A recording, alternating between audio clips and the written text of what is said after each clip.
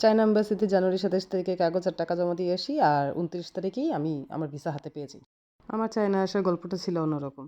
জানুয়ারি ২৪ তারিখে আমি আমার মাকে হারাই। আর ২৫ তারিখ সকালেই ছিল আমার ইন্টারভিউ চায়না এম্বাসিতে। কিন্তু সেদিন আমি ইন্টারভিউতে যাইনি, কারণ সকালবেলা আমার জানাজা দাফন ছিল আর আমার যাওয়ার মতো কোনো অবস্থা ছিল না। তখন মানে কিছু ভাবার মতো অবস্থা আমার ছিল না।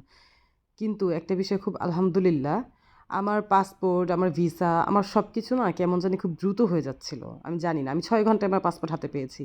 ভিসা এপ্লাই করার ২ দিনের পরেই আমার ভিসার জন্য ডাকে এসে মানে ভিসা দিয়ে দিছে আরকি।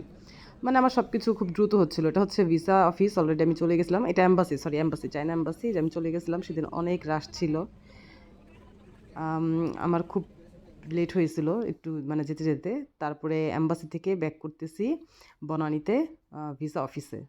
পরে ভিসা অফিসে যেয়ে এই যে সব কাগজ জমা দিলাম। বাকি যেগুলো ডকুমেন্ট দেখানো দরকার দেখালাম।